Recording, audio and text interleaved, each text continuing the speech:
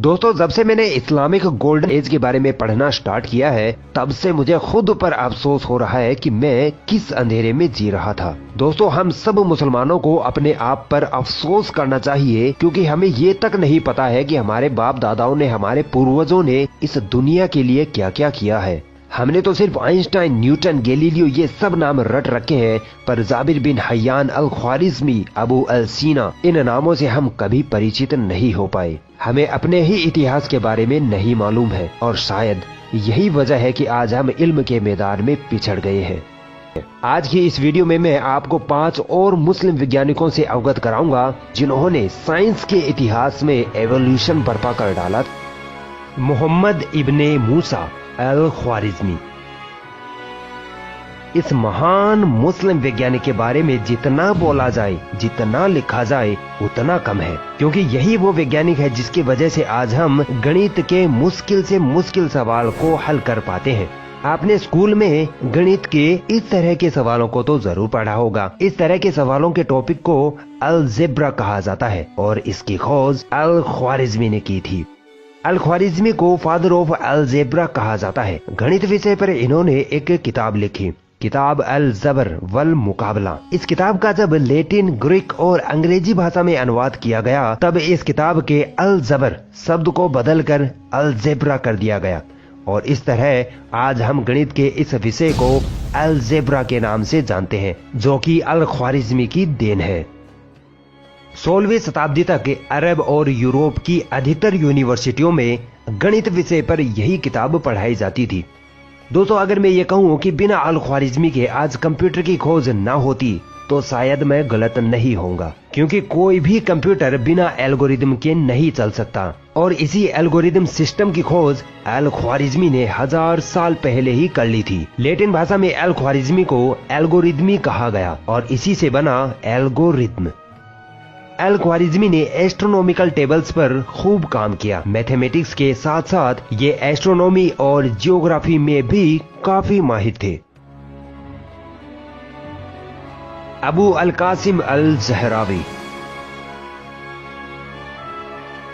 जैसा कि दोस्तों मैंने पिछली वीडियो में बताया था कि अंग्रेज मुस्लिम वैज्ञानिकों के नाम बिगाड़ दिया करते थे, ताकि उनको और उनके आविष्कारों को छुपाया जा सके। ऐसा ही इस मुस्लिम वैज्ञानिक के साथ भी हुआ। अंग्रेजों ने इस मुस्लिम वैज्ञानिक का नाम अबू अल कासिम से बिगाड़कर एल्बुकेसिस कर डाला। स्पेन में पैदा हुए इस मुस्लिम साइंटिस्ट ने चिकित्सा के क्षेत्र में एक इनकलाब बर्पा कर डाला था। ये वो वैज्ञानिक थे जिन्होंने दुनिया में सबसे पहले सर्जरी करने का तरीका इजाद किया। इनको फादर ऑफ मॉडर्न सर्जरी कहा जाता है। अगर ये मुस्लिम वैज्ञानिक ना होते तो आज बड़े बड़े डॉक्टर किसी मरीज की सर्जरी या ऑपरेशन करने में असमर्थ होते। इन्होंने मरीज की सर्जरी के लिए ऐसे ऐसे टूल या औजार बनाए जो आज भी हमारे हॉस्पिटल्स में ऑपरेशन के दौरान इस्तेमाल किए जाते हैं। इन्होंने चिकित्सा के क्षेत्र में एक किताब लिखी, किताब अल तसरीफ। इस किताब में कई बीमारियों के इलाज तथा बड़े बड़े ऑपरेशन के तरीके बताए गए थे। इस किताब ने यूरोप में मेडिकल एवोल्यूशन ला दिया था। 16वीं शताब्दी तक यूरोप की हर यूनिवर्सिटी में यह किताब पढ़ाई जाती थी। ये पहले वैज्ञानिक थे जिन्होंने हीमोफीलिया की आनुवंशिकता का पता लगाया। ये पहले वैज्ञानिक थे जिन्होंने सर्जरी के जरिए पेट से बच्चा निकालने का तरीका इजाद किया। इसे एब्डोमिनल प्रेगनेंसी कहते हैं। इन्होंने ही टूटी हड्डियों को सही तरीके से जोड़ने का तरीका बताया। ये वो डॉक्टर थे जिन्होंने दांतों को सीधा करने का तरीका बताया, जिसके लिए इन्होंने सोने और चांदी के तारों का इस्तेमाल करना सिखाया। अल ज़हरावी एक physician, surgeon, dentist, chemist, philosopher आदि थे। मगर अफसोस, दुनिया के इस सबसे बड़े डॉक्टर को आज मुस्लिम उम्मा भुला चुकी है। इब्ने अल हैशम।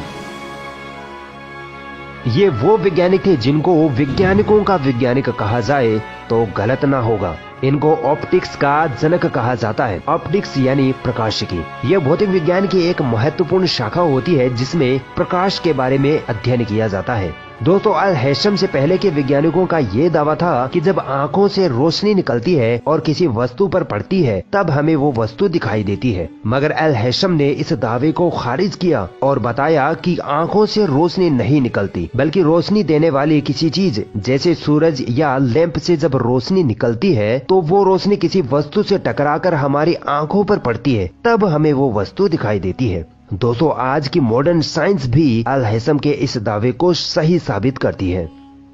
अल-हैसम ने बताया कि जब किसी बंद कमरे में एक छोटे से छेद के जरिए रोशनी कमरे में आती है तो बाहर के दृश्य का कमरे में उल्टा अक्ष बनता है। अल-हैसम ने इस पर खूब एक्सपेरिमेंट किए और ऐसे दुनिया के सबसे पहले कैमरे का आविष्कार हुआ, जिसे पिन होल कैमरा कहा जाता है। आज के डिजिटल कैमराज अल-हैसम के सिद्धांतों पर ही बनाए जाते हैं। ऑप्टिक्स यानी प्रकाशिकी पर इन्होंने एक किताब लिखी, किताब अल-मनाजिर, जो दुनिया की पहली किताब थी जो ऑप्टिक्स पर लिखी गई, जो 17वीं ईस्वी तक दुनिया की हर यूनिवर्सिटी में पढ़ाई जाती थी। अल-हैसम ने एस्ट्रोनॉमी पर खूब काम किया। ये मैथमेटिशियन थे, पॉलीमैथ, फिलोसोफर, थियोलॉजिस्ट थे और मेडिसिन के क्षेत्र में इनका बहुत बड़ा योगदान रहा है। इब्ने सीना, ये एक ऐसे वैज्ञानिक थे जिनको हर फील्ड का नॉलेज था, यानी ये पॉलीमैथ थे। इनको philosophy, astronomy, chemistry, physics, geography, geology, psychology, theology, logic और मैथमेटिक्स का इस तरह इल्म था कि इस इल्म में इनका कोई सानी न था। मगर इन सब से ज्यादा हटकर इनको चिकित्सा के क्षेत्र में महारत हासिल थी, और इतनी महारत हासिल थी कि चिकित्सा के क्षेत्र में इन्होंने 40 से ज्यादा किताबें लिख डाली, जिनमें से अधिकतर किताबें बीमारियों के इलाज व दवाइयों पर थी। चिकित्सा के क्षेत्र में लिखी किताबों में से 2 किताबें, द बुक ऑफ हीलिंग और द कानून ऑफ मेडिसिन, ये 2 किताबें इतनी ज्यादा मशहूर हुई कि यूरोपीय वैज्ञानिकों ने इनको एनसाइक्लोपीडिया ऑफ मेडिकल का दर्जा दे डाला, और 16वीं-17वीं शताब्दी तक ये यूरोप की हर यूनिवर्सिटी में पढ़ाई जाती थी। इब्ने सीना को फादर ऑफ मॉडर्न मेडिसिन का दर्जा हासिल है। ये वो माहिर वैज्ञानिक थे जिन्होंने बताया कि किस तरह हमारा दिमाग हमारे पूरे शरीर को कंट्रोल करता है। अल-जज़ारी, पूरी दुनिया ये मानती है कि मशीनों ने हमारे जीवन को बहुत आसान बना दिया है, खासकर वाहनों ने। वाहनों और बहुत सारी मशीनों के इंजन में 2 चीजें सबसे खास होती हैं, कैमशाफ्ट और क्रैंकशाफ्ट। इन दोनों के बिना कोई इंजन चल ही नहीं सकता है। अब हैरान कर देने वाली बात यह है कि इन दोनों उपकरणों का आविष्कार एक मुस्लिम वैज्ञानिक अल-जज़ारी ने किया था। अल-जज़ारी की वजह से ही आज हम गाड़ी, मोटर, हवाई जहाज आदि को देख पा रहे हैं और उनसे सफर कर पा रहे हैं। अल-जज़ारी को फादर ऑफ रोबोटिक्स या ऑटोमेटा कहा जाता है, क्योंकि ये वो पहले वैज्ञानिक थे जिन्होंने ऑटोमेटिक मशीनों का आविष्कार किया था, जैसे घड़ियों का आविष्कार, जिनमें elephant clock, candle clock, water clock शामिल है। आज हम छत पर पानी पहुंचाने के लिए जिस वाटर पंप मशीन का इस्तेमाल करते हैं, वो इन्हीं के आविष्कार का नतीजा है।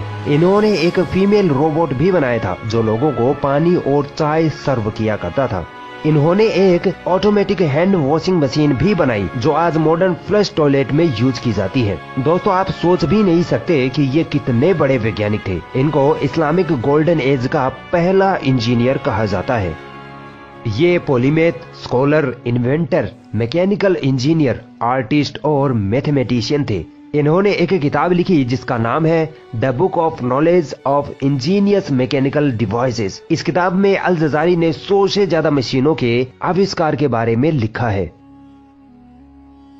दोस्तों, मैं आप सभी से रिक्वेस्ट करूंगा, खासकर मुसलमानों से, कि आप अभी इस वीडियो को देखने के बाद गूगल पर जाइए और लिखिए इस्लामिक गोल्डन एज, और इसे आप जितना पढ़ सकते हैं, इसके बारे में जितना जान सकते हैं उतना जानिए। कम से कम यार अपने इतिहास के बारे में तो पढ़िए। इंशाअल्लाह इससे आपको बहुत फायदा होगा और आपके इल्म में बहुत ज्यादा इजाफा होगा।